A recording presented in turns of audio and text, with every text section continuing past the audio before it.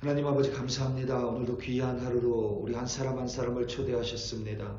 오늘도 아버지 하나님 우리에게 거룩한 하루를 허락하여 주셨습니다. 오늘 하루를 살아가면서 하나님을 기억하는 우리들 되게 하여 주시옵고 오늘도 하나님을 바라보며 살아갈 수 있도록 하나님 아버지 도와주시옵소서. 아버지 하나님 우리는 오늘 하루가 그저 평탄하기를 기도하지 않습니다.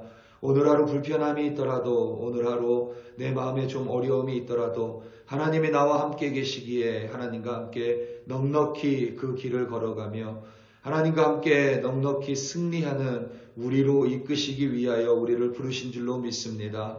오늘도 아버지 하나님 무엇을 마주하든지 하나님과 함께 넉넉히 승리하는 우리 한 사람 한 사람으로 인도하여 주시옵소서. 감사합니다. 예수님의 이름으로 기도드립니다. 아멘. 열왕기하 17장 34절에서부터 41절로 주의 말씀을 증거합니다. 우리 다 함께 보시겠습니다. 능력받는 새벽기도, 응답받는 새벽기도, 성령과 함께하는 새벽기도. 할렐루야. 아멘. 삶에 있어서 안락함과 편안함을 싫어하는 사람은 없습니다.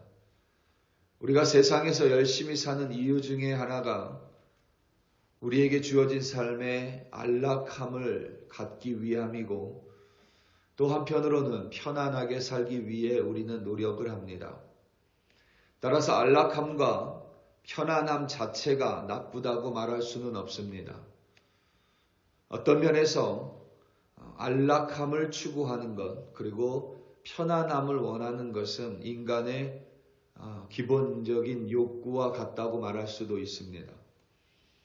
늘 그것이 우리 삶의 유일한 목적이 될 때가 위험합니다. 우리가 맛있는 음식을 먹고 싶어 하는 것 자체는 인간이 누릴 수 있는 그리고 가질 수 있는 기본적인 행복 욕구라고 볼 수도 있습니다. 실제로 우리는 우리 삶이 맛있는 음식에 영향을 받습니다. 매운 음식은 스트레스를 해소하는 데 도움을 준다고 합니다. 과학적으로 증명이 됐다고 합니다. 사랑하는 사람과 함께 먹는 맛있는 음식은 우리의 행복감을 증진시킵니다.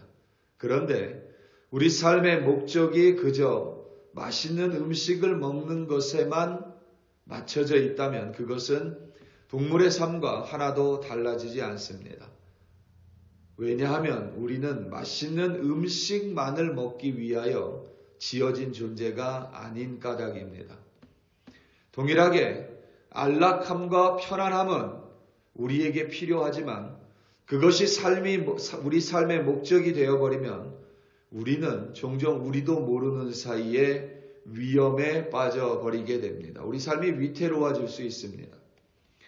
전세적으로 유명하고 잘 알려진 성공하는 사람의 7가지 습관이라는 책을 지은 스티븐 코비는 우리 인생에 있어서 가장 큰 위험은 위험이 없는 삶이라고 단언했습니다. 위험을 좋아하는 사람은 없지만 우리 인생의 위험이 사라지면 그만큼 우리 인생이 오히려 위태로워진다라는 뜻입니다. 사람은 안주하기 시작하고 도태되기 시작하고 나태로워지며 더 이상 아무것도 하지 않으려고 하기 때문입니다.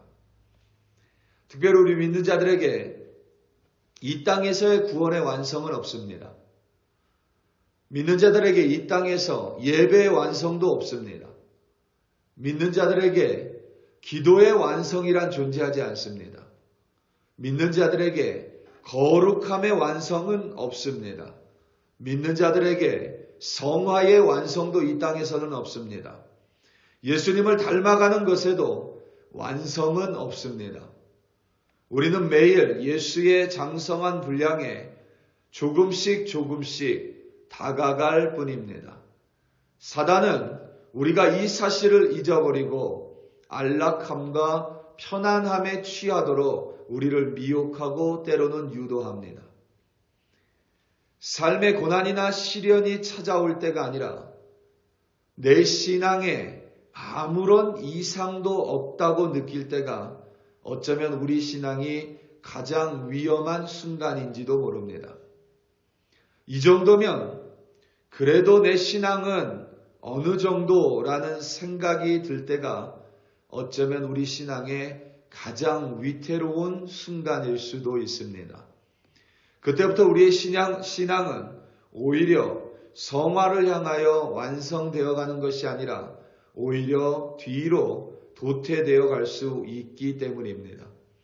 오늘 본문은 북이스라엘의 마지막을 그린 기록입니다. 우리가 열왕기상, 열왕기하 왕들의 이야기와 이스라엘 백성들의 이야기를 살펴보면서 절대 잊지 말아야 될 한 가지 사실은 이들은 이방 민족이 아니었다는 사실입니다. 이들은 하나님의 선택을 받은 이스라엘 백성이었다라는 사실을 절대 잊지 말아야만 합니다. 오늘 말씀 34절입니다. 그들이 오늘까지 이전 풍속대로 행하여 여호와를 경외하지 아니하며 또 여호와께서 이스라엘이라 이름을 주신 야곱의 자손에게 명령하신 율례와 법도와 율법과 계명을 준행하지 아니하는도다. 아멘. 이 구절에서 오늘까지라는 표현이 있습니다. 이는 언제까지를 가리키냐면 최소한 주전 586년이 지난 후입니다. 북이스라엘이 예수님 오시기 전인 주전 722년에 멸망했고 남유다가 주전 586년에 멸망했습니다.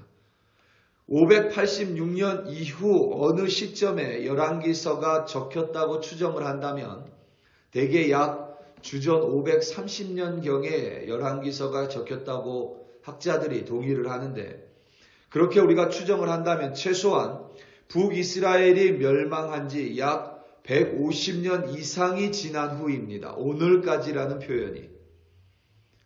열왕기서 기자가 오늘까지 이전 풍속대로 행하였다라고 기록했습니다.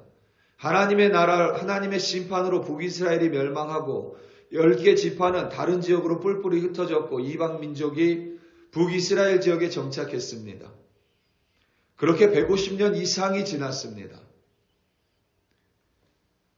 여호와 하나님의 제사장이 북이스라엘 지역에 와서 이방 민족에게 하나님 경외하는 법을 가르쳤습니다. 하지만 제대로 된 가르침이 아니었습니다. 사람들은 하나님도 섬기고 이방 신들도 숭배했습니다. 북이스라엘 백성도 하나님도 섬기고 이방 신들도 숭배했습니다. 하나님께서는 오직 당신만을 경외할 것을 명령하셨습니다. 오직 하나님만이 경외의 대상입니다. 그리하여 하나님의 율례와 법도와 율법과 계명을 준행하라고 명령하셨습니다. 다른 신을 경외하지 말고 다른 신을 경배하지 말고 우상을 섬기지 말고 그들을 제사하지 말라고 하나님께서는 명령하셨습니다. 오직 구원은 하나님만이 구원을 이룰 수 있다라고 하나님만을 경외하라고 명령하셨습니다. 그런데 북이스라엘 백성은 북이스라엘이 존속하는 약 200년 동안 하나님과 우상을 함께 섬겼고 북이스라엘이 멸망하고 난 후 약 150년 동안 오늘까지도 하나님과 이방신을 함께 경외했습니다. 그들이 하나님을 아예 모르는 이방 민족이었더라면 차라리 이해할 수 있습니다. 북이스라엘에 정착한 이방 민족들이 차라리 하나님과 등을 지고 하나님에 대해서 전혀 몰랐다면 오히려 이해할 수 있습니다. 그것은 하나도 어렵지가 않습니다. 그런데 북이스라엘의 10개 지파는 하나님의 선택을 받은 이들이었습니다. 하나님을 경험했던 사람들이고 하나님을 알았던 사람들입니다. 그런데도 하나님을 경외하고 그들이 이방 신을 함께 숭배했었던 이유는 그것이 그럭저럭 괜찮았기 때문입니다. 그것들이 자신들을 별로 불편하지 않게 했기 때문입니다. 오히려 지난 몇백 년 동안 그렇게 살아왔는데 그것이 편안했기 때문이고 그것이 자신들의 삶에 안락함을 줬기 때문입니다. 40절 그리고 41절 말씀입니다. 그러나 그들이 듣지 아니하고 오히려 이전 풍속대로 행하였느니라. 이 여러 민족이 여호와를 경외하고 또 그 아로 새긴 우상을 섬기니 그들이 자자손손이 그들의 조상대로 행하던 대로 그들도 오늘까지 행하니라. 아멘. 이전 풍속이란 혼합주의입니다. 여호와 하나님과 이방 신들을 함께 경배하는 이상한 형태입니다.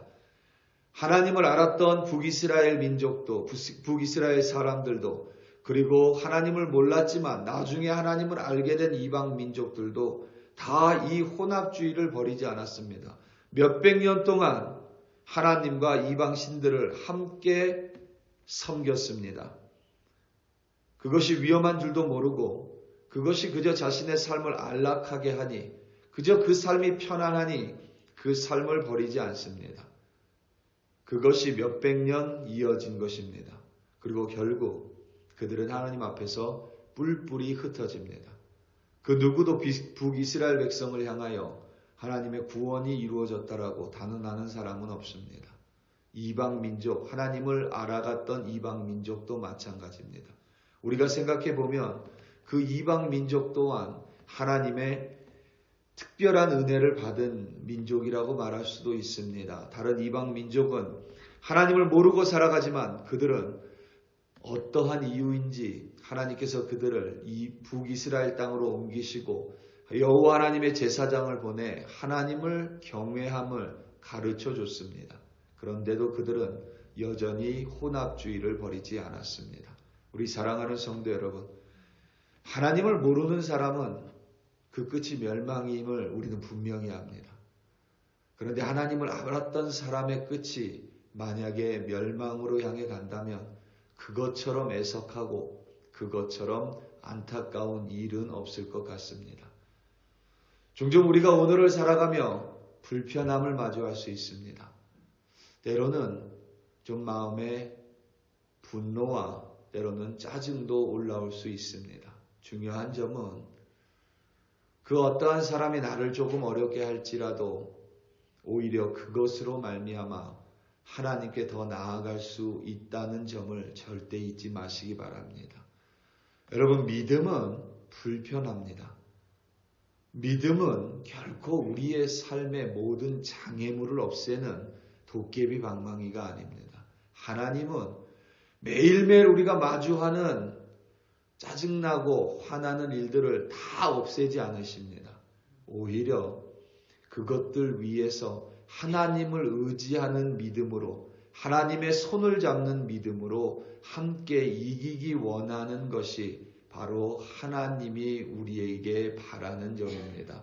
오늘도 살아가면서 어떠한 일을 만나든지 그것을 없애주시지 않은 하나님을 탓하기보다는 오히려 그 불편함으로 말미암아 더 하나님을 부르시고 더 하나님을 의지하는 신앙으로 오늘도 승리하시는 여러분들이 되시기를 예수님의 이름으로 축원합니다. 다 함께 기도하시겠습니다. 오늘 이 시간 함께 기도할 때에 특별히 우리 선교사님들 위하여 합심하여 기도하겠습니다. 우리 선교사님들 참으로 고통 가운데 있습니다. 특별히 여러분들도 최근에 무더운 더위 때문에 참 많은 어려움을 겪고 있습니다. 특별히 더운 나라에서 섬기시는 선교사님들 더 힘든 어려움 가운데 있습니다. 그것이 그들의 믿음을 넘어뜨리지 않음을 분명히 알고 있습니다. 오히려 불편함으로 말미암아 더 하나님을 찾는 우리 선교사님들 되게 해달라고, 하나님께서 우리 선교사님들 붙들어 달라고 우리 시간 다 함께 주여 한번 부르시고 합심하여 기도합니다. 주여, 할렐루야 할렐루야 할렐루야. 아버지 하나님, 오늘도 우리 선교사님들 위해 기도하며 하루를 시작합니다. 아버지 하나님, 올 한 해 너무나도 힘겨운 여름으로 말미암아 무더위로 말미암아 고통 가운데 있습니다. 특별히 아버지 하나님, 아프리카에서 섬기는 선교사님들, 아버지 하나님, 남미에서 섬기는 선교사님들, 그리고 아버지 하나님 동남아시아에서 섬기시는 선교사님들 이 더위 때문에 고통 가운데 있습니다. 때로는 이 더위 때문에 활동이 어려운 제약을 받고 있습니다. 아버지 하나님, 그들을 위하여 이 더위를 물리쳐 달라고 기도하기보다는 아버지 하나님, 우리 선교사님들의 믿음을 붙들어 주시고 그들에게 아버지 하나님이 강함을, 아버지 하나님의 능력을 부어주사 그들이 이 무더위를 넉넉히 이길 수 있도록 하나님이 도와주시옵소서. 하나님, 그들의 선교 사역 가운데 불편함이 있을 수 있고 때로는 아버지 하나님 시련이 닥치고 때로는 어려움이 있을 수 있습니다. 때로는 아버지 하나님 짜증이 날 때도 있고 때로는 아버지 하나님 분노함이 이를 때도 있습니다. 그럴 때마다 아버지 하나님, 왜 평탄하게 해주지 않으시냐고, 왜 나에게 안락함을 주지 않냐라는 아버지 하나님 불평의 기도가 아니라 오히려 그것으로 말미암아 하나님과 오늘도 더 동행하며 하나님과 함께 하나님을 믿으며 오히려 승리할 수 있게 됨을 믿음으로 감사할 수 있는 우리 선교사들로 아버지 하나님 인도하시고 아버지 하나님께서 지켜주시옵소서. 우리 글로리교회 성도들은 오늘도 살아가며 불편한 상황들을 마주할 수 있습니다. 때로는 아버지 하나님, 내 마음에 거리낌을 주는 인간관계가 있을 수 있습니다. 나의 안락함을 방해하는 일들이 생길 수 있습니다. 나의 편안함을 빼앗는 상황들도 있을 수 있습니다. 그럴 때마다 아버지 하나님께 원망과 불평의 기도가 아니라 오히려 그 불편함으로 말미암아 더 하나님을 의지하고 하나님을 바라보고 하나님의 손을 붙들 수 있다라는 믿음의 눈으로 오늘도 승리하는 우리 글로리 교회 권속들 되게 하여 주시옵소서. 할렐루야, 할렐루야. 아버지 하나님 감사합니다. 주여 감사합니다.